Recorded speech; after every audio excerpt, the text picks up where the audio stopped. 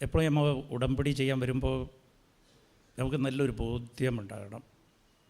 അമ്മയെക്കുറിച്ചും നമ്മുടെ പ്രാർത്ഥനാ ജീവിതത്തെക്കുറിച്ചും ഉണ്ടായിരിക്കണം.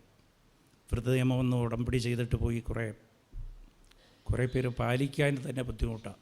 കൗൺസിലിങ്ങിന് പറയാറുണ്ട്, വിട്ടുപോകും. അത് നല്ല ബോധ്യമുള്ള ഇല്ലാത്തതുകൊണ്ടാണ്.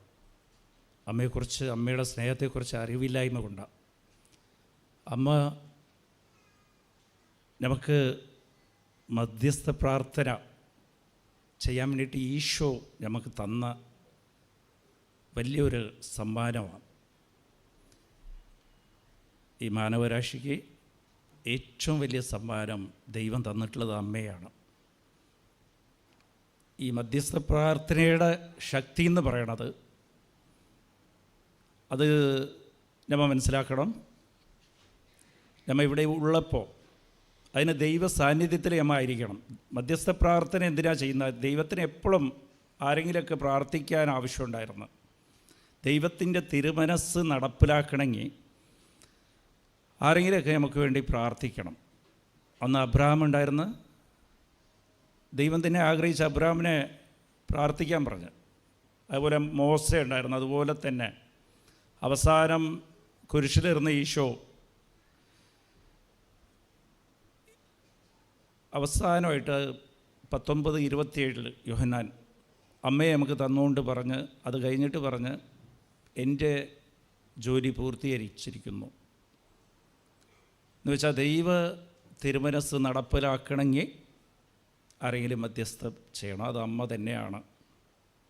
പക്ഷെ അതിൽ ഒരു കാര്യം കൂടിയുണ്ട്. അമ്മ എപ്പോഴും നമുക്ക് വേണ്ടി പ്രാർത്ഥിക്കും. പക്ഷെ അതിൻ്റെ ഫലൻ, ആ അനുഭവം നമ്മളിലേക്ക് വന്ന് ചേരാത്തതിൻ്റെ പലപ്പോഴും കാരണമുണ്ട്. അത് ഞാൻ നേരത്തെ പറഞ്ഞ പോലെ നമ്മൾ ലോകത്തിലേക്കായിരിക്കും എപ്പോഴും. അന്ന് ഈശോയുടെ ശിഷ്യന്മാരും മധ്യസ്ഥം പറഞ്ഞിട്ടുണ്ട്. കാരണക്കാരിയായ സ്ത്രീക്ക് വേണ്ടി മധ്യസ്ഥം പറഞ്ഞതെല്ലാം ആ സ്ത്രീ ദൈവ സാന്നിധ്യത്തിലായിരുന്നു, ദൈവത്തിൻ്റെ മുമ്പിലായിരുന്നു. നമ്മൾ ശരീരമായിട്ട് ദൈവത്തിൻ്റെ മുമ്പിലായിരിക്കും, പക്ഷെ മനസ്സുകൊണ്ട് നമ്മൾ ലോകത്തിലേക്കായിരിക്കും. അപ്പോൾ മധ്യസ്ഥം പറയാൻ ആഗ്രഹമുണ്ടെങ്കിലും അത് നടക്കില്ല പലപ്പോഴും. അപ്പോൾ നമ്മൾ മനസ്സിലാക്കേണ്ടത്, ആ ഒരു ധാരണ നമുക്ക് ഉണ്ടാകണം. നമ്മൾ ലോകത്തിലാണോ ഇല്ല ദൈവത്തിലേക്കാണോ നമ്മളെ മനസ്സ്? അത് നമ്മൾ എപ്പോഴും ദൈവത്തിലേക്കായിരിക്കണം. നമ്മൾ ലോകത്തിൻ്റെ കൂടെ മിത്രമായിരിക്കും, ലോകത്തിലൂടെ അറ്റാച്ച്മെൻ്റ് ആയിരിക്കും, നമുക്ക് ബന്ധം കൂടുതലായിരിക്കും. അത് യാക്കോബ് 4:4 പറയുന്നത്, 4-ാം വചനം പറയുന്നത്, ലോകത്തിൻ്റെ മിത്രമാകുമ്പോൾ ദൈവത്തിൻ്റെ ശത്രു, ദൈവത്തിൽ നിന്ന് അകന്ന് നിൽക്കും. ദൈവത്തിൻ്റെ അകന്ന് നിൽക്കുക എന്ന് പറഞ്ഞാൽ ദൈവം ആഗ്രഹിക്കുന്ന ഒരു പദ്ധതിയുണ്ട് നമ്മളെക്കുറിച്ച്. നമ്മൾ ഓരോരുത്തരെക്കുറിച്ച് ദൈവത്തിനൊരു പദ്ധതിയുണ്ട്. അത് നടപ്പിലാക്കാൻ പറ്റാതെയാവും. അപ്പോൾ അതിന് മധ്യസ്ഥം ചെയ്യാനാണ് അമ്മയെ നമുക്ക് തന്നിരിക്കുന്നത്. അമ്മ എല്ലാവരും ഇവിടെ വന്നിരിക്കുന്നത് അമ്മയുടെ മധ്യസ്ഥ വഴിയാണ്. അമ്മ ദൈവത്തിനുള്ള തിരുമനസ്സ്, നമ്മളിലുള്ള തിരുമനസ്സ് നടപ്പിലാക്കുക. അത് നമ്മളെക്കുറിച്ചുള്ള പദ്ധതിയെക്കാളും, നമ്മളെ പ്രിയമുള്ളവർ നമ്മളെക്കുറിച്ചുള്ള പദ്ധതി വെച്ചിട്ടുള്ളതിനേക്കാളും, സ്വന്തം അമ്മ തൻ്റെ മക്കളോടുള്ള പദ്ധതിയെക്കാളും, അമ്മയും അച്ഛനും, അതിനേക്കാളും വലിയ പദ്ധതിയാണ്, നല്ല പദ്ധതിയാണ് ദൈവത്തിന് നമ്മളോടുള്ള പദ്ധതി. അത് നമുക്ക് മനസ്സിലാകില്ല. അത് നമ്മളെ തന്നെ ദൈവത്തിലേക്ക് വിട്ടുകൊടുക്കുമ്പോഴാണ് അത് നമുക്ക് മനസ്സിലാകുക. എൻ്റെ പദ്ധതിയൊക്കെ തെറ്റായിരുന്നെന്ന് എപ്പോഴെങ്കിലുമൊക്കെ നമുക്ക് തോന്നും. പക്ഷെ അത് ദൈവത്തിനെ നമ്മൾ അനുവദിച്ചു കൊടുക്കണം. അതിന് നമുക്ക് ആദ്യം നമ്മളോട് തന്നെ ചോദ്യം ചോദിക്കാൻ, ഞാൻ ദൈവത്തിലേക്കാണോ ഇല്ല ലോകത്തിലാണോ ഞാൻ ജീവിക്കുന്നത്? അപ്പോൾ അതെങ്ങനെയാണ് നമുക്ക് മനസ്സിലാകുക? ഞാൻ ലോകത്തിലാണ് ജീവിച്ചുകൊണ്ടിരിക്കുന്നത്, ഇപ്പോഴും ദൈവസാന്നിധ്യത്തിലേക്ക് വന്നിട്ടില്ല. ശരീരം കൊണ്ട് ചിലപ്പോൾ ദൈവത്തിൻ്റെ മുമ്പിൽ ഇരിക്കുന്നുണ്ടാകാം, പക്ഷെ നമ്മളെ ജീവിതം ലോകത്തിലായിരിക്കും. 1 കൊരിന്ത്യർ 3-ാം അധ്യായം 3-ാം വചനം പറയുന്നു, നീ ലോകത്തിലാണെങ്കിൽ എങ്ങനെയാണ് നമുക്ക് മനസ്സിലാക്കുക നീ ലോകത്തിലാണ് ദൈവത്തിലേക്കാണെന്ന്? നിൻ്റെ മനസ്സ് നിന്നിൽ അസൂയ, അതേപോലെ വിദ്വേഷം, കയ്പ്, മനസ്സിൽ കയ്പ്, ബിറ്റർനെസ്, അതുണ്ടെങ്കിൽ നീ ലോകത്തിലാണ് ഇപ്പോഴും. നമുക്ക് പോലും അറിയില്ല നമ്മൾ അസൂയ ഉണ്ടായില്ല എന്ന്. അത് വലിയൊരു സാത്താൻ്റെ കണിയാണ്, സാത്താൻ്റെ ട്രാപ്പാണത്. അത് മനസ്സിലാക്കണം. എന്നിൽ അസൂയ ഉണ്ടാവുന്നത്, അതുപോലെ വിദ്വേഷം, അത് ഒളിഞ്ഞ് കിടക്കുന്നുണ്ടാവും. അതിലിരുന്ന് ഇന്ന് നമുക്ക് വിടുതൽ കിട്ടാൻ വേണ്ടിയിട്ട് നമ്മൾ ദൈവത്തോട് പ്രാർത്ഥിക്കണം. എനിക്ക് ഈ അസൂയ മാറിക്കിട്ടണം. അപ്പോൾ ഈ വചനം നമ്മൾ ധ്യാനിക്കുമ്പോൾ അമ്മ മാതാവ് സഹായിക്കും. നമ്മളിരുന്ന് ഈ 2 കാര്യങ്ങൾ വിട്ടുപോകാൻ അമ്മ മാതാവ് സഹായിക്കും. അപ്പോൾ ഇത് നിങ്ങൾ ശ്രദ്ധയോടെ കേട്ട് നോക്കണം. അപ്പോൾ എന്നിൽ അസൂയുണ്ട്. അസൂയ എന്ന് പറഞ്ഞാൽ സാത്താൻ വെച്ചിരിക്കുന്ന കെണി എങ്ങനെയാണെന്ന് വെച്ചാൽ, നമുക്ക് അസൂയ വേറെ ആരോടും ഇല്ല, നമ്മളെ സ്വന്തം ബന്ധം വീട്ടിലുള്ളവരോട് തന്നെയാണ്. അവിടെ വെച്ചാൽ തുടങ്ങുന്ന അസൂയൊക്കെ സ്വന്തക്കാരോടും ദിവസം കണ്ടുകൊണ്ടിരിക്കുന്നവരോടും എല്ലാം അസൂയായിരിക്കും. നമ്മളെ തന്നെ ഒന്ന് ചോദ്യം ചോദിക്കുക.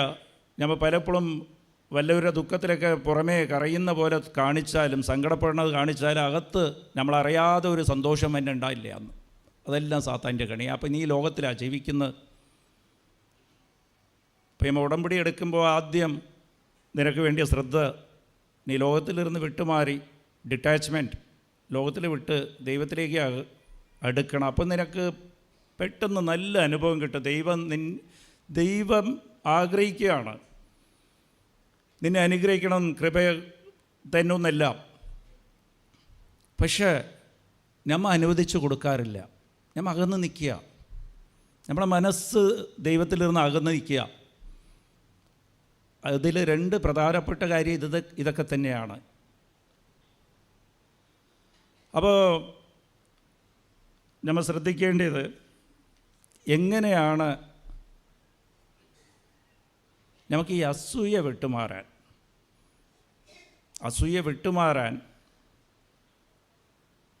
നമ്മളിലേക്ക് കൃപ ഇറങ്ങി വരണം. ദൈവത്തിൻ്റെ കൃപ ഇറങ്ങി വരണം. 1-ാമത്തെ പോയിൻ്റ് അത് യോഹന്നാൻ 1:17, നിയമം മോശ വഴിയും കൃപ യേശുക്രിസ്തു വഴിയുമാണ്. അപ്പോൾ ദിവസവും കുർബാനയ്ക്ക് പോകുമ്പോൾ ഈശോയുടെ അടുത്ത് നമ്മൾ പ്രാർത്ഥിക്കണം, ഈശോയെ എനിക്ക് അസൂയ വിട്ടുമാറണില്ല. എനിക്ക് അസൂയാണ്, അടുത്തുള്ളവരോട് അസൂയ, മറ്റുള്ളവരുടെ കുഞ്ഞുങ്ങളെ കാണുമ്പോൾ അസൂയാണ്, എൻ്റെ മകനും അവരായിട്ട് താരതമ്യപ്പെടുത്തി നോക്കുമ്പോൾ അസൂയാണ്. ഇതെല്ലാം നിൻ്റെ കൃപയെ ബാധിക്കും. നിനക്ക് കിട്ടാൻ പോകുന്ന അനുഗ്രഹത്തെ ബാധിക്കും. അത് സ്വന്തം ചേട്ടനനിയന്മാരെ കാണുമ്പോൾ അസൂയ, അയൽക്കാരെ കാണുമ്പോൾ അസൂയാണ്, അവരൊരു സാരി വാങ്ങിക്കുമ്പോൾ അത് കാണുമ്പോൾ അസൂയാണ്. അതുകൊണ്ട് നമുക്കൊരു പ്രയോജനമില്ല. എന്നാൽ അസൂയപ്പെടുമ്പോൾ നമുക്ക് എന്താ നഷ്ടപ്പെടുന്നത്? നമുക്ക് കൃപയും അനുഗ്രഹവും ദൈവ സാന്നിധ്യം നഷ്ടപ്പെട്ടു പോകും. അപ്പോൾ അതിന് കൃപ ദൈവത്തോട് തന്നെ ചോദിക്കണം. നമുക്കാദ്യം നമ്മളുള്ള കുറവ് എന്താണെന്ന് മനസ്സിലാക്കിയിട്ട്, നമുക്ക് തോന്നുന്നു എനിക്ക് അസൂയൊന്നുമില്ലെന്ന്. പക്ഷെ നിൻ്റെ മനസ്സ് ഒരാൾ സന്തോഷിക്കുമ്പോൾ വേദനിക്കുന്നുണ്ടെങ്കിൽ നമ്മളിലേക്ക് സാത്താൻ ആ വിഷത്തെ കൊടുത്തിട്ടുണ്ട്. അസൂയയുടെ വിഷം കയറ്റിയിരിക്കുകയാണ്. അത് മാറ്റിയെടുക്കണം. നമ്മളെ പരാജയവും മറ്റുള്ളവരുടെ വിജയം കാണുമ്പോൾ നമുക്ക് ഒരു സങ്കടം തോന്നുമ്പോൾ അത് അസൂയ തന്നെയാണ്. അയൽക്കാരുടെ കൊച്ച് കാനഡയിൽ പോയി IELTS എഴുതി പാസ്സായി, എൻ്റെ കുട്ടിക്ക് കിട്ടിയില്ല.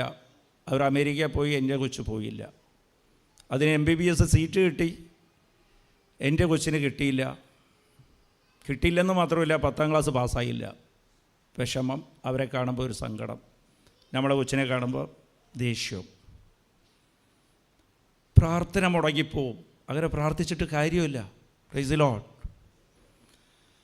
അപ്പോൾ ഇത് എങ്ങനെയാണ് കൈകാര്യം ചെയ്യണേ? പരിശുദ്ധാത്മാവ് 1 കൊരിന്ത്യർ 6:12 പറയുന്നത്, എല്ലാം നിനക്ക് നിയമാവശ്യമാണ്, പക്ഷേ നിയമപ്രകാരം നിനക്കും പോകാം, അമേരിക്കയിൽ പോകാം, അടുത്തുള്ള കൊച്ചിനെ പോലെ. നിൻ്റെ കൊച്ചിനെയും നീ കടം വാങ്ങിച്ചോ എങ്ങനെയൊക്കെ MBBS ചേർക്കാം. കള്ളത്തരം കാണിച്ച് നമുക്ക് മുന്നോട്ട് വരാം, ഇല്ല നമുക്ക് എങ്ങനെ വേണമെങ്കിലും കാശുണ്ടാക്കാം, എന്ത് വേണമെങ്കിലും ചെയ്യാം, വലിയ ബംഗ്ലാവ് പണിയാം. പക്ഷേ അതെല്ലാം നിനക്ക് പ്രയോജനമായിരിക്കില്ല. അതുകൊണ്ട് നിനക്ക് വലിയ ലാഭമൊന്നും ഉണ്ടാകില്ല. മറ്റുള്ളവരെ കണ്ടിട്ട് നിനക്കതുപോലെ കിട്ടണമെങ്കിൽ മറ്റുള്ളവർക്ക് അത് ചിലപ്പോൾ നന്മയ്ക്കായിരിക്കാം. നിനക്ക് നന്മയാണോ ഇല്ല എന്നത് ദൈവത്തിന് മാത്രമേ അറിയാവൂ. നിൻ്റെ കുടിലായിരിക്കാം, മറ്റവർക്ക് ബംഗ്ലാവായിരിക്കാം. പക്ഷേ എന്തിനാ ബംഗ്ലാവ്? നിങ്ങൾക്ക് തോന്നും അവിടെ പോകുമ്പോഴത്തേക്ക് സുഖമായിട്ട് ജീവിക്കാമെന്ന്. അവിടെ പോയി കഴിയുമ്പോഴത്തേക്ക് എത്ര പേര് എനിക്കറിയാമെന്നറിയാവും. ഉറക്കഗുളികയില്ലാതെ ഉറങ്ങാൻ പറ്റില്ല. ഉറക്കഗുളിക വേണം, അത് അഡിക്ഷനായി. അതുകൊണ്ട് വലിയ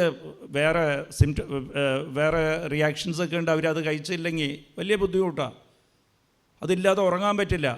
കുറേ കഴിഞ്ഞാൽ അത് ഒരു ഗുളിയൊന്നും തികയില്ല. നിനക്ക് സമാധാനവും സന്തോഷവും ഉറക്കവും ദൈവമാണ് തീരുമാനിക്കുന്നത്. നിനക്ക് കുടിലാണ്.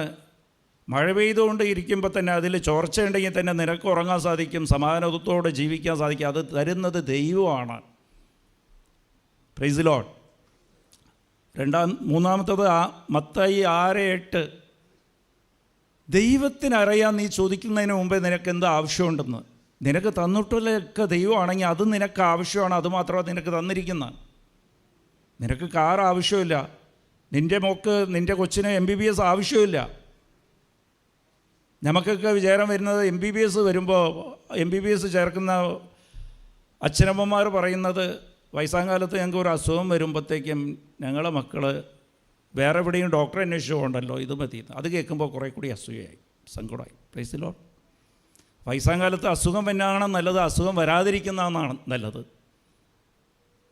മക്കൾ MBBS പഠിച്ചിട്ട് നിങ്ങൾക്കൊരു അസുഖം വന്ന് മക്കൾ ചികിത്സിക്കുന്നതാണോ നല്ലത്, ആ അസുഖം വരാതിരിക്കുന്നതാണോ നല്ലത്? Price the Lord. അത് ദൈവത്തിൻ്റെ കയ്യിലാണ്. Price the Lord. ഹല്ലേലൂയ. അപ്പോൾ അതേപോലെ 4ാമത്തെ പോയിൻ്റ്, ലൂക്ക 10-8 തിരുവചനം. നിനക്ക് വിളമ്പപ്പെട്ടിരിക്കുന്നത് നീ ഭക്ഷിക്കുക, നിനക്ക് പരിചരിക്കപ്പെട്ടിരിക്കുന്നത് നീ ഭക്ഷിക്കുക. അത് ദൈവവചനമാണ്, ദൈവകൽപ്പനയാണ്. നിനക്കെന്താ തന്നിരിക്കണം? ചിലപ്പോൾ നിൻ്റെ ഭർത്താവ് മദ്യപാനിയായിരിക്കാം, നിൻ്റെ മക്കൾ അനുസരിക്കുന്നുണ്ടാകില്ല. അത് ദൈവമാണ് നിനക്ക് വിളമ്പി തന്നിരിക്കുന്നത്. അത് നീ അംഗീകരിക്കുക. മറ്റുള്ളവർ കുറേ സമ്പാദിക്കും, മക്കൾ സമ്പാദിക്കേണ്ടാവും, അതൊക്കെ വേറെ കാര്യം. പക്ഷേ നിനക്ക് ദൈവം തന്നത് നന്ദി പറഞ്ഞ് നീ അംഗീകരിക്കാൻ പഠിക്കണം. നീ ലോകത്തെ വിട്ട് ദൈവത്തിലേക്ക് വരും. ഇതെല്ലാം അസൂയ മാറാനുള്ള കാര്യം ഞാൻ പറയണം. അസൂയയിലിരുന്ന് രക്ഷപ്പെടാനാ, സാത്താൻ്റെ കെണിയിരുന്ന് രക്ഷപ്പെടാനുള്ള കാര്യങ്ങളാണ് ഞാൻ പറഞ്ഞുകൊണ്ടിരിക്കുന്നത്. Price the Lord. ഹല്ലേലൂയ. അപ്പം നിനക്ക് എന്ത് കിട്ടിയിട്ടുണ്ടോ? നിനക്കിന്ന് കുടിലാണ് തന്നിരിക്കുന്നത്. നിനക്ക് കടബാധ്യത ഉണ്ടാകാം, മറ്റുള്ളവർക്ക് കുറേ സമ്പത്ത് ഉണ്ടാകാം. അതിൽ കാര്യമൊന്നുമില്ല, അത് ദൈവം തന്നാ. ദൈവത്തിന് അതിൽ പദ്ധതി ഉണ്ടാവും. നമുക്കൊക്കെ സാത്താൻ തരുന്ന എന്താണെന്ന് വെച്ചാൽ, എൻ്റെ പാവം കൊണ്ടാണ് എനിക്ക് ഈ കടബാധ്യതയൊക്കെ ഉണ്ടായിരുന്നത്. അത് ദൈവത്തിലേക്ക് സമർപ്പിക്കുക. ദൈവമേ നീ തന്നതാണ് നന്ദി. ചിലപ്പോൾ നമ്മളെ തെറ്റുകൊണ്ടായിരിക്കാം കടബാധ്യത ഉണ്ടാകാം, പക്ഷേ അതിനൊരു ടെക്നിക്കുണ്ട്. നീ അത് ദൈവത്തിലേക്ക് കൊടുത്തിട്ട്, ദൈവമേ നന്ദിയുണ്ട്, ഈ കടബാധ്യത കൊണ്ട് ഞാൻ എളിമപ്പെടാനും നിന്നിലേക്ക് തിരിയാൻ വേണ്ടിയിട്ട് നീ തന്നായാണോ? ഇതിൽ നിനക്കൊരു പദ്ധതിയുണ്ട്, നന്ദി ദൈവമേ എന്ന് പറഞ്ഞാൽ പിന്നെ ആ ഉത്തരവാദിത്തം, നിൻ്റെ കടബാധ്യതയുടെ ഉത്തരവാദിത്തം ദൈവത്തിനാണ്. ഇതെല്ലാം ദൈവത്തിലേക്ക് വിട്ടുകൊടുക്കുക. ദൈവത്തെ കൊണ്ട് എല്ലാം സാധിക്കും. എബ്രിയർ 2:8 പറയുന്നത് എല്ലാത്തിനെയും കൺട്രോൾ ചെയ്യണ ദൈവമാണ്, നിയന്ത്രിക്കുന്നത് ദൈവമാണ്. നിൻ്റെ കടമായിരിക്കട്ടെ, നിൻ്റെ ജപ്തി നോട്ടീസായിരിക്കട്ടെ, ബാങ്ക് ആയിക്കോട്ടെ, എന്തായാലും നിൻ്റെ പുറത്ത് കേസ് എടുത്തിരിക്കണ കോടതിയെ നിയന്ത്രിക്കുന്നതും ദൈവമാണ്. കളക്ടറായിക്കോട്ടെ, ആരായിക്കോട്ടെ, എല്ലാം ദൈവത്തിൻ്റെ താഴെയാണ്. അപ്പം നീ അംഗീകരിക്കുക, അത് നിനക്ക് കിട്ടിയിട്ടുള്ളതെല്ലാം അംഗീകരിക്കുക, അതിന് കംപ്ലൈൻറ്റ് പറയരുത്. അങ്ങനെ ചെയ്യുമ്പോൾ ദൈവം ഹെബ്രിയ 13:5 പറയേണ്ടത്, നിനക്ക് ഉള്ളതിനെ കൊണ്ട് നീ തൃപ്തിപ്പെടുമ്പോൾ, ഹെബ്രിയ 13:5 ഇത് ശ്രദ്ധിച്ച് അണ്ടർലൈൻ ചെയ്ത് വെച്ചോ കേട്ടോ. ഇതൊക്കെ ചാർട്ട് പേപ്പറിൽ എഴുതി വെക്കണം. വീട്ടിൽ പോയിട്ട് ഒരു ചാർട്ട് എഴുതിയിട്ട് അടുക്കളയിലും ഫ്രണ്ടിലൊക്കെ എഴുതി വെച്ചാൽ എപ്പോഴും നോക്കണത്. നിനക്ക് കിട്ടിയിട്ടുള്ളതിനെ കൊണ്ട് നീ തൃപ്തിപ്പെടുമ്പോൾ, content with what you have, തൃപ്തിപ്പെടുമ്പോൾ ഞാൻ നിന്നെ കൈവിടില്ല. അതാണ് ആവശ്യം. Praise the Lord. ദൈവം ഇത് വാഗ്ദാനമാണ്. നിനക്ക് പരാതിയുള്ളപ്പോഴും കരച്ചിലുള്ളപ്പോഴും പിരിവിരിപ്പുള്ളപ്പോഴുമാണ് പ്രശ്നം നീ ലോകത്തിലേക്ക് മാറിപ്പോകുന്നത്. നിനക്ക് കിട്ടിയിട്ടുള്ളതിലെ എല്ലാം ചൊല്ലി നീ തൃപ്തിപ്പെടുമ്പോൾ, നന്ദിയോടത് അംഗീകരിക്കുമ്പോൾ, നിനക്ക് വിളമ്പപ്പെട്ടിരിക്കുന്നത് നീ ഭക്ഷിക്കുമ്പോൾ, നീ ഏറ്റെടുക്കുമ്പോൾ, അംഗീകരിക്കുമ്പോൾ, ദൈവം പറയാണ്, ഞാൻ നിന്നെ കൈവിടില്ല. Praise the Lord. ഹല്ലേലൂയ. അപ്പോൾ നമ്മൾ ഈ അസൂയയുടെ കാര്യം നോക്കിയായിരുന്നു. ഇത് സൈലൻറ്റ് കില്ലറാണ്. നമ്മളറിയാതെ നമ്മളെ ദൈവത്തിലിരുന്ന് ഇങ്ങനെ അകന്ന് വെച്ചിരിക്കുകയാണ്. അതുകൊണ്ടാണ് നമുക്ക് പലപ്പോഴും അനുഭവം കിട്ടാത്തത്. ഹല്ലേലൂയ. Price the Lord. രണ്ടാമത്തെ പോയിൻ്റ്, നമുക്ക് നമ്മളെ ജീവിതത്തിൽ ദൈവത്തിരുന്ന് അകത്തുന്നത് നമ്മളെ വിദ്വേഷം, വെറുപ്പാണ്. Price the Lord. കയ്പുള്ള അനുഭവമാണ്, ബിറ്റർനെസ്. അപ്പോൾ അതിനും നമുക്ക് മരുന്നുണ്ട്, ഈശോടത്ത് മരുന്നുണ്ട്. ജീവിതത്തിലേക്ക് കയ്പ് വരുമ്പോൾ നമ്മളെല്ലാവരും പലവരും നമ്മൾ പ്രാർത്ഥിക്കുന്നതൊക്കെ ഈ കയ്പും വെച്ചുകൊണ്ടാണ്. വിദ്വേഷം, സങ്കടം എന്ന് പറഞ്ഞാൽ അതൊരു കയ്പ, എല്ലാം വെറുത്ത്. അപ്പോൾ നിരാശ, എന്നിട്ട് വന്നാൽ നമ്മൾ പ്രാർത്ഥിക്കുന്ന. അപ്പോൾ നീ എവിടെയാണ്? ലോകത്തിലിരുന്നാണ് നീ പ്രാർത്ഥിക്കുന്ന, ദൈവ സാന്നിധ്യത്തിലേക്ക് എത്തിയിട്ടില്ല. അതുകൊണ്ടാണ് താമസിക്കുന്നത്. നിനക്ക് കിട്ടാനുള്ള അനുഭവം ദൈവത്തിന് ഒരു സെക്കൻഡ് മതി. നിനക്ക് അനുഭവം ലഭിക്കാൻ ഒരു സെക്കൻഡ് മതി. പക്ഷേ നമ്മൾ ദൈവത്തിലേക്കില്ല ഉള്ളത്. Price the Lord. ഹല്ലേലൂയ. ഇത് മനസ്സിലായില്ലെങ്കിൽ ഞാൻ ഇവിടെ ഉണ്ട്, കൗൺസിലിങ്ങിൽ എന്നോട് വന്ന് ചോദിക്കണം കേട്ടോ.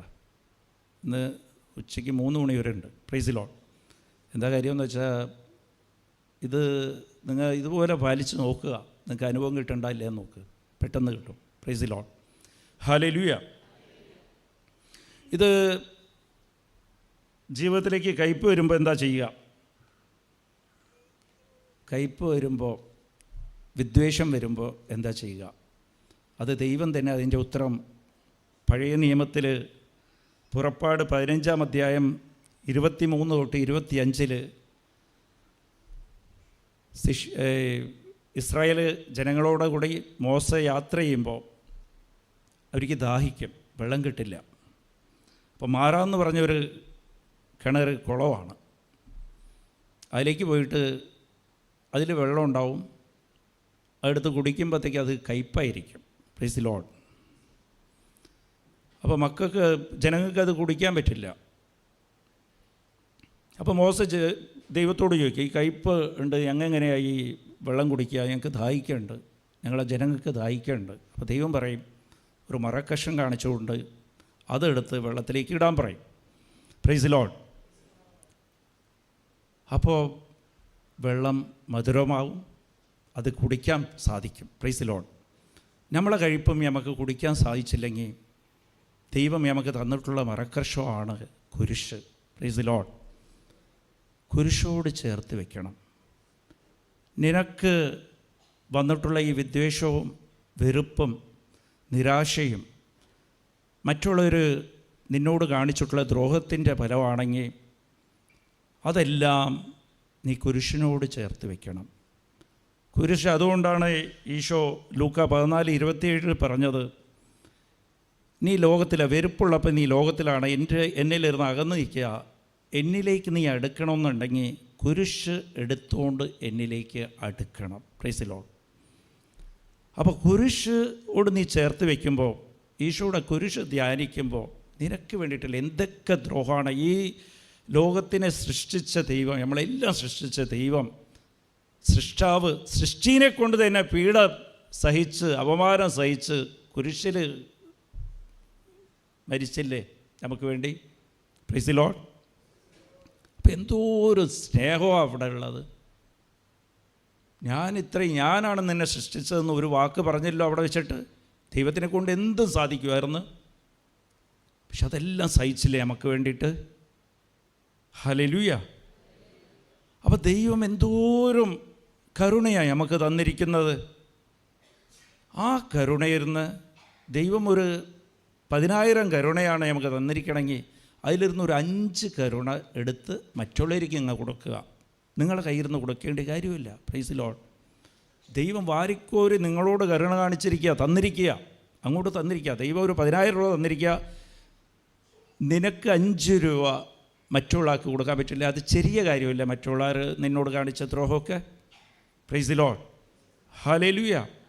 അപ്പോൾ കുരിശ് ദൈവത്തിൻ്റെ ശക്തിയാണ്. 1 കൊരിന്ത്യർ 1:18 ദൈവത്തിൻ്റെ ശക്തിയാണ്. അപ്പോൾ കുരിശ് എങ്ങനെയാണ് വഹിക്കാമെന്ന് ഞാൻ 2-3 വാക്കുകൊണ്ട് ഞാൻ പറയാം. അതിന് മുമ്പ് ഒരു അനുഭവം, അത് അമ്മ മാതാവ് തന്നെയാണ് ഈ കുരിശിനെക്കുറിച്ച് എനിക്ക് പറഞ്ഞു തന്നത്. ഇപ്പോൾ ഇല്ല, എനിക്ക് പ്രാർത്ഥന അറിയാത്ത കാലത്ത്, ജ്ഞാനസ്ഥാനം എടുക്കാത്ത കാലത്ത് എനിക്ക് നല്ല പോലെ നന്മ നിറയെ വരുമ്പോൾ അറിയില്ല, അന്ന് കൊന്തയൊന്നും ചൊല്ലാൻ അറിയില്ല. ദൈവം നോക്കുന്ന മനസ്സിനെയാണ്, നമ്മുടെ മനസ്സാണ് ദൈവം നോക്കുന്നത്. ഞാൻ പണ്ട് ജോലി ചെയ്തുകൊണ്ടിരിക്കുമ്പോൾ, തിരുവനന്തപുരത്ത് ജോലി, ഇന്നൊക്കെയാണ് കച്ചവടം, അതെല്ലാം അമ്മ തന്നതാണ്. ഇന്നൊക്കെ എൻ്റെ സ്വന്തം ബിസിനസ്സല്ല. അപ്പോൾ ഇത് തന്നെ ഒരു അടയാളമല്ലേ, നമുക്ക് അസൂയപ്പെട്ടിട്ട് കാര്യമില്ല. അന്നൊക്കെ എനിക്കൊരു എന്നെക്കാളും ഒരു 100 രൂപ കൂടുതൽ ശമ്പളമുള്ളവരെ കാണുമ്പോൾ എനിക്ക് കിട്ടിയില്ലല്ലോ എന്നൊക്കെ തോന്നിക്കും. അത് അസൂയാണ്. Price the Lord. പക്ഷെ ഇന്ന് അതുപോലെ എത്ര ആൾക്കാരെ എനിക്ക് ജോലിക്ക് വയ്ക്കാൻ പറ്റും. അതെല്ലാം ദൈവത്തിൻ്റെ നിയന്ത്രണമാണ്. ദൈവത്തെക്കൊണ്ട് എല്ലാം സാധിക്കും. ദൈവത്തിൻ്റെ തിരുമനസ്സാണെങ്കിൽ നമുക്ക് തരും. അത് നമുക്ക് നന്മയ്ക്കാണെങ്കിൽ മാത്രമേ തരുള്ളൂ. Praise the Lord. എനിക്കൊരു എൻജിനീയറിങ്, ഞാൻ പറഞ്ഞില്ലേ, എൻജിനീയറിങ് കോളേജിൻ്റെ അപ്ലിക്കേഷൻ വാങ്ങിക്കാനുള്ള കാശ് എൻ്റെ കയ്യിലുണ്ടായിരുന്നില്ല അന്ന്. ഞാനും എൻ്റെ കൂട്ടുകാരനും കൂടിയാണ് പോകുന്നത് കൊച്ചിൻ യൂണിവേഴ്സിറ്റി, ഇവിടെ കളമശ്ശേരി. അവിടെ പോയിട്ട് എന്നെക്കാളായൊക്കെ കുറച്ച് മാർക്ക് കുറവാണ് പ്രീ ഡിഗ്രിക്ക്, എനിക്ക് കൂടുതലാണ്. എന്നിട്ട് അവിടെ പോകുമ്പോൾ അപ്ലിക്കേഷൻ ചോദിക്കുമ്പോൾ 500 രൂപ, എൻ്റെ കയ്യിൽ കാശില്ല, എൻ്റെ കയ്യിൽ 100 ചില്ലറ രൂപയേ ഉള്ളൂ. അയാളുടെ കയ്യിൽ കാശുണ്ടായിരുന്നു, അയാൾക്ക് എക്സ്ട്രാ തരാനും ഉണ്ടായിരുന്നില്ല, അത്രയേ ഉള്ളൂ. അയാൾ അപ്ലിക്കേഷൻ വാങ്ങിച്ച് അവിടെ വെച്ച് ഫില്ല് ചെയ്ത് കൊടുത്ത് ഞാൻ വീട്ടിൽ പോയി അടുത്ത ദിവസം വാങ്ങിക്കാമെന്ന് പറഞ്ഞാൽ അടുത്ത ദിവസം കാശില്ല, ഡേറ്റ് കഴിഞ്ഞ് പോയി, ഒന്നുമില്ല, പൈസ ഇല്ല, പോയി. അതിൽ എന്താ രസമെന്ന് വെച്ചാൽ അയാൾക്ക് എൻജിനീയറിങ്ങിന് സീറ്റും കിട്ടി അവിടെ കൊച്ചിൻ യൂണിവേഴ്സിറ്റിയിൽ, നേവൽ ആർക്കിടെക്റ്റിന് കിട്ടുകയും ചെയ്തു. എൻ്റെ ജീവിതത്തിലെ ഏറ്റവും വലിയ ആഗ്രഹമായിരുന്നു എൻജിനീയറിങ് അവിടെ നിന്ന്. Price the Lord. പക്ഷെ അന്ന് നല്ല വിഷമമുണ്ടായി. പക്ഷെ ഇതെല്ലാം ദൈവത്തിൻ്റെ നിയന്ത്രണമാണ്. ഇന്ന് ദൈവം ഇതുപോലെ വളർത്തി എത്ര എൻജിനീയറിങ് കോളേജ് എനിക്കറിയാം, എനിക്ക് വിൽക്കാൻ വേണ്ടി വന്നേ, ഞാൻ വിചാരിച്ച് എനിക്ക് വാങ്ങിക്കാൻ സാധിക്കും ഇന്ന്. Price the Lord. അതുപോലെ ഉയർത്തിയിട്ടുണ്ട് ദൈവം. അപ്പോൾ ഇതിൽ അസൂയപ്പെട്ടിട്ട് കാര്യമില്ല. ഹല്ലേലൂയ. അപ്പോൾ ഞാനിത് അന്ന് കളക്ഷന് പോകുമായിരുന്നു. ഞാൻ കുരിശിനെ കുറിച്ചാണ് പറഞ്ഞു വന്ന്. കളക്ഷന് പോകുമ്പോഴത്തേക്കും തിരുവനന്തപുരം പാളയം വരെയൊക്കെ നടന്നു പോകും. പാളയം മാർക്കറ്റുണ്ട്, അവിടെ ആ കളക്ഷനൊക്കെ ചെയ്തിട്ട് അവിടെ പാളയം പള്ളിയുണ്ട്, വലിയൊരു പള്ളിയാണ്, റോഡ് സൈഡിൽ തന്നെ ഉണ്ട്. അതിൻ്റെ ലെഫ്റ്റ് സൈഡിൽ മാതാവിൻ്റെ രൂപമുണ്ട്. ആരെങ്കിലും പോയിട്ടുണ്ടെങ്കിൽ കാണാൻ പറ്റും. മാതാവിൻ്റെ ഒരു രൂപം വെച്ചിട്ടുണ്ട്. അവിടെ ഇരുന്ന് ആ മുട്ടിപ്പേ നിൽക്കുന്ന ഒരു ചെറിയ ബൈബിൾ, ഇതുപോലത്തെ ഒരു ബൈബിൾ എപ്പോഴും എൻ്റെ പോക്കറ്റിലുണ്ടാവും. കൊന്തൊന്നും ചൊല്ലാൻ അറിയില്ല. അവിടെ പോയിട്ട് ബൈബിൾ വായിക്കാൻ വേണ്ടിയിട്ട് എൻ്റെ അമ്മയോട് സംസാരിക്കണ പോലെ സംസാരിക്കും. അന്ന് ഭയങ്കര വിഷമമായിരിക്കും, കയ്പ്പാണ്. എന്താ കാര്യം എന്ന് വെച്ചാൽ അമ്മയ്ക്ക് ക്യാൻസർ. എനിക്ക് അമ്മയെന്ന് വെച്ചാൽ ജീവനാണ്. അമ്മയ്ക്ക് ക്യാൻസറാണ്. അമ്മ ഹോസ്പിറ്റലിൽ അഡ്മിറ്റ് ചെയ്തിരിക്കുക, കാശില്ല. അപ്പോൾ ഈ കളക്ഷൻ ചെയ്ത് അതിൽ കമ്മീഷൻ എന്തെങ്കിലും കിട്ടും. അതുമായിട്ട് ശനിയാഴ്ച പോയി കീമോതെറാപ്പിയുടെ കാശ് അന്ന് 1000 ചില്ലറ രൂപയാണ് കീമോതെറാപ്പിയുടെ ഇഞ്ചക്ഷൻ വാങ്ങിച്ചു കൊടുക്കണം. അപ്പോൾ അതുമാത്രമല്ല, അനിയത്തി മാത്രമുണ്ട്, മൊബൈലില്ല. അപ്പോൾ എന്തെങ്കിലും വിശേഷം അറിയണമെങ്കിൽ ഒരാളെ വിളിച്ചിട്ട് അവർ പോയി വിളിച്ചുകൊണ്ട് തന്നെ അനിയത്തിയെ വിളിക്കണം, ഹോസ്പിറ്റലിൽ ഇരുന്ന് വിളിച്ച് സംസാരിക്കണം. വലിയ വിഷമം. അത് ജോലിയുടെ വിഷമം അതിനേക്കാളോ ഉപരി. ലീവ് എടുക്കാൻ സാധിക്കില്ല. ലീവ് എടുത്താൽ ജോലി പോകും, ഉള്ളതും പോയി. അങ്ങനെ ആ മാതാവിനോട് വന്നിട്ട് ഞാൻ അവിടെ മുട്ടിപ്പേർന്ന അമ്മയോട് പറഞ്ഞു, അമ്മ നിന്നെ കൊണ്ട് എല്ലാം സാധിക്കുമല്ലോ, എൻ്റെ അമ്മയ്ക്ക് എന്താ സൗഖ്യം തരാത്ത? എൻ്റെ ദുരിതം ഇതുപോലെ ദുരിതമാണല്ലോ എനിക്ക്, ഞാൻ എന്ത് ചെയ്യുമെന്ന്. Price the Lord. ഞാൻ ഇങ്ങനെ കണ്ണും പൂട്ടി പ്രാർത്ഥിക്കുക, കണ്ണീരോടെ ഞാൻ പ്രാർത്ഥിക്കുകയാണെങ്കിൽ സങ്കടമാണ്, കയ്പ്പാണ്. അതാണ് കയ്പ്പെന്ന് പറയണത്. ദേഷ്യവും എല്ലാം കൊണ്ട് എന്തിനാ ഇത് തോന്നിപ്പോവും, എന്തിനാ പ്രാർത്ഥിക്കുന്നതെന്നൊക്കെ തോന്നിപ്പോവും. Praise the Lord. ഇത് പ്രാർത്ഥനയ്ക്ക് ശരിയാണെന്നൊക്കെ എന്ന് തോന്നിയായിരുന്നു. അതുപോലത്തെ ഒരു കയ്പ്പായിരുന്നു. ഞാൻ നോക്കുമ്പോൾ എൻ്റെ ഇടതുവശത്ത് ഒരു സ്ത്രീ നിൽക്കുക, ഒരു തുണിയൊക്കെ മുഷിഞ്ഞ തുണി പോലെയൊക്കെ തോന്നിക്കുന്നുണ്ട്. ഇങ്ങനെ ചിരിച്ചുകൊണ്ട് നിൽക്കുകയാണ്. ഞാൻ വിചാരിച്ച ഭിക്ഷയ്ക്ക് എന്തോ വന്നിരിക്കുകയെന്ന്. അപ്പോൾ ഞാൻ ഇങ്ങനെ നോക്കുമ്പോഴത്തേക്കും എനിക്ക് അന്ന് 100 രൂപയൊക്കെ വലിയ കാര്യം എടുക്കാൻ സാധിക്കില്ല. 10 രൂപ ചേർത്തിട്ടാണ് ഞാൻ ചേർത്ത് വയ്ക്കുന്നത്. എണിച്ച് ഞാനിങ്ങനെ നോക്കുമ്പോഴത്തേക്കും ഇങ്ങനെ ചിരിച്ചുകൊണ്ടേ, ഒരു കാശൊന്നും ഇങ്ങനെ ചോദിച്ചിട്ടില്ല. എന്നോട് പറഞ്ഞു ഞാൻ മലയാറ്റൂർ പോവുകയാണെന്ന് പറഞ്ഞു. Price the Lord. എനിക്ക് മലയാറ്റൂരൊന്നും അറിയില്ല. മലയാറ്റൂർ പോവുകയാണ്. അപ്പോൾ ഞാൻ ചോദിച്ചത്, മലയാറ്റൂർ പോയായിരിക്കും, ബസ്സിന് കാശുണ്ടായിരിക്കില്ല എന്ന് പറഞ്ഞ് പോക്കറ്റിൽ കൈ ഇട്ടപ്പോഴത്തേക്കും 100 രൂപയുടെ നോട്ട് വന്നു. അപ്പോൾ അത് വെച്ചിട്ട് ഇനി 10 രൂപ എടുക്കേണ്ടെന്ന് വെച്ചിട്ട് ഞാൻ 100 രൂപ എടുത്ത് കൈ കൊടുത്ത്. Price the Lord. അത് വാങ്ങിച്ചിട്ട് ചിരിക്കുക, എന്നെ നോക്കിയിട്ട് ചിരിച്ചിട്ട് പറയുക, മലയാറ്റൂർ പോകാനുള്ള കാശൊക്കെ തന്ന്, പക്ഷേ എൻ്റെ കുരിശങ്ങോട്ട് വഹിക്കാവോ എന്ന് ചോദിച്ചു. Price the Lord. എനിക്ക് അത് മനസ്സിലായില്ല അന്ന്. പിന്നീട് ഞാൻ അച്ഛനോടൊന്ന് ചോദിച്ചപ്പോൾ അത് പറഞ്ഞിട്ട് ചിരിക്കുക. ഞാൻ പറഞ്ഞു ഇവർക്ക് വട്ടാണ്, കാശും കൊടുത്തിട്ട് നിൻ്റെ കുരിശും വഹിക്കാനാണ് എന്ന് പറഞ്ഞിട്ട് ഞാൻ മുട്ടിപ്പേ നിന്ന് കണ്ണുമുട്ടി പ്രാർത്ഥിച്ച്. പിന്നെ കണ്ടപ്പോൾ കണ്ടില്ല, അത് മാതാവായിരുന്നു. എനിക്ക് നല്ല ഉറപ്പാണ്. Price the Lord. നിൻ്റെ കയ്പ്പ് മാറാൻ അത് എനിക്കിന്ന് മനസ്സിലായി. എന്തൊക്കെ വിഷമം വരുമ്പോഴും കുരിശിലേക്ക് നോക്കി നീ ധ്യാനിക്കണം. ഈശോ നിനക്ക് വേണ്ടി സഹിച്ചത് നീ നോക്കുമ്പോൾ ദൈവസ്നേഹം നിറയും. ദൈവസ്നേഹം നിറയണമെങ്കിൽ നിനക്ക് വെറുപ്പും വിദ്വേഷവും വരുമ്പോൾ അത് കുരിശിനെ ധ്യാനിക്കണം. കുരിശാണ്. മരക്കഷ്ണം അന്ന് ഇട്ടപ്പോഴത്തേക്കും കയ്പ്പ് മാറി അത് മധുരിച്ച പോലെ നിനക്ക് ജീവിതം മധുരിക്കാൻ തുടങ്ങും. Price the Lord. എങ്ങനെയാണ് കുരിശ് വഹിക്കുന്നത്? നിന്നെ അത് 1 കൊരിന്ത്യർ 4-ാം അധ്യായം 12 തൊട്ട് 13 വരെ. 1 കൊരിന്ത്യർ 4-ാം അധ്യായം 12 തൊട്ട് 13. 12-13. Price the Lord. നിന്നെ ആരെങ്കിലും ശപിക്കുമ്പോൾ നീ അനുഗ്രഹിക്കുക. ഇങ്ങനെയാണ് ശീലിക്കേണ്ടത്. Price the Lord. നിന്നെ ശപിക്കുമ്പോൾ നീ അനുഗ്രഹിക്കുക.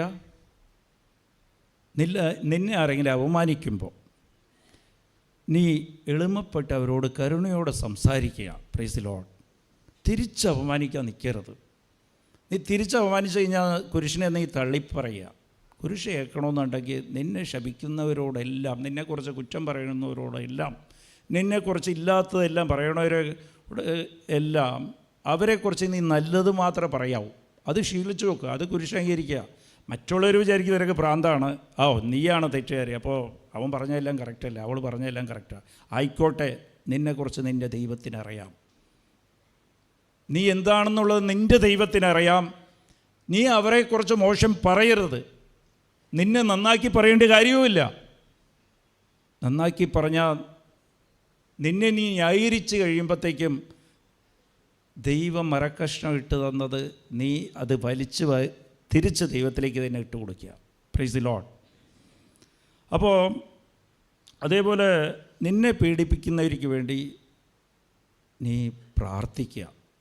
റോമ 12:14. നിന്നെ പീഡിപ്പിക്കുന്നവർക്ക് വേണ്ടി നീ പ്രാർത്ഥിക്കുക. 5:43, മത്തായി 5:43 ഉണ്ടത്, 43-44 നിന്നെ ആര് പീഡിപ്പിക്കുന്നോ അവർക്ക് വേണ്ടി പ്രാർത്ഥിക്കുക. അവരെ പ്രാർത്ഥിക്കുമ്പോൾ എന്താ കാര്യം? നിൻ്റെ ഭർത്താവ് വഴി നിനക്ക് പീഡന കിട്ടിക്കഴിഞ്ഞാൽ നീ പ്രാർത്ഥിക്കണം. അയൽക്കാരെ കൊണ്ട് നിനക്ക് പീഡന കിട്ടിക്കഴിഞ്ഞാൽ നീ പ്രാർത്ഥിക്കണം. അത് മധ്യസ്ഥ പ്രാർത്ഥന ചെയ്യുമ്പോൾ എന്താ സംഭവിക്കുക? നമ്മൾ നേരത്തെ പറഞ്ഞ പോലെ ദൈവത്തിൻ്റെ തിരുമനസ്സ് നിങ്ങൾ ആർക്ക് വേണ്ടിയാണ് മധ്യസ്ഥം ചെയ്യുന്നോ അവരിലേക്ക് നടപ്പിലാക്കും. ദൈവത്തിൻ്റെ തിരുമനസ്സ് നന്മയാണ്. നിന്നെ ആരെങ്കിലും ദ്രോഹിച്ചു കഴിഞ്ഞാൽ അവർ പിശാചിൻ്റെ പിടിയിലാണ്. ദൈവത്തിൻ്റെ തിരുമനസ്സ് അവിടെ പ്രവർത്തിക്കുമ്പോൾ അവർക്ക് വിടുതൽ കിട്ടും. നിൻ്റെ മക്കൾക്കും വിടുതൽ കിട്ടും. നീ അവരോട് ദേഷ്യപ്പെടരുത്, ഭർത്താവിനോട് ദേഷ്യപ്പെടരുത്, ഭാര്യയോട് ദേഷ്യപ്പെടേണ്ട കാര്യമില്ല. മധ്യസ്ഥം പ്രാർത്ഥിച്ചാൽ മതി.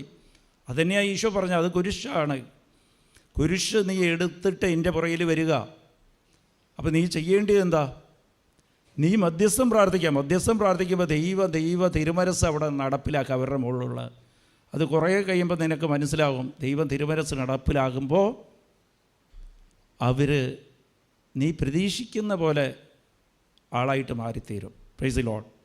അയൽക്കാർ കുറച്ച് മതിലിങ്ങോട്ട് മാറ്റി കിട്ടുമ്പോഴത്തേക്കും നമ്മൾ വഴക്കായി, പ്രശ്നമായി, കേസായി, പാർട്ടിക്കാരോട് പോയി, ആൾക്കാരെ വിളിച്ചുകൊണ്ട് പോയി. അതിൻ്റെ ആവശ്യമില്ല. അപ്പോൾ നിന്നെ പീഡിപ്പിക്കുന്നവർക്ക് വേണ്ടി പ്രാർത്ഥിക്കുക. ദിവസവും മധ്യസ്ഥം പ്രാർത്ഥിക്കുക. ദൈവം തിരുമനസ്സ് നടപ്പിലാക്കുക. ദൈവം അവനിക്ക് മനസ്സ് കൊടുക്കും. അവൻ തന്നെ മാറ്റി വെച്ചോളും. അത്രേ ഉള്ളൂ. ഇല്ലെങ്കിൽ അവന് 1 ഇഞ്ച് അല്ലെങ്കിൽ 1 അടിയാണ് ഇങ്ങോട്ട് മാറ്റിയെങ്കിൽ നിനക്ക് 100 ഏക്കർ ദൈവം അങ്ങോട്ട് തരും, വേറെ തരും. Price the Lord. നമുക്ക് എന്താ കാര്യം എന്ന് വെച്ചാൽ ദൈവം വെറുതെ 100 ഏക്കർ തന്നാൽ ഇവൻ 1 ഇഞ്ച് ഇങ്ങോട്ട് മാറ്റിക്കിട്ടേ അതാണ് നമുക്ക് വേണ്ടിയത്. അതാ പ്രശ്നം. Price the Lord. പ്രാർത്ഥിക്കുമ്പോൾ നീ പ്രാർത്ഥിച്ചു നോക്ക്, മധ്യസ്ഥം പ്രാർത്ഥിച്ചു നോക്ക്. വഴക്കിടുന്ന സമയത്തൊക്കെ നീ അവനിക്ക് വേണ്ടി ഒരു കൊന്ത ചൊല്ല്. അപ്പോൾ നീ ലോകത്തിലിരുന്ന് ദൈവത്തിലേക്ക് വന്ന് മധ്യസ്ഥം പ്രാർത്ഥിക്കുമ്പോൾ അമ്മ മാതാവിൻ്റെ കൂടെയായി പ്രാർത്ഥിക്കുന്നത്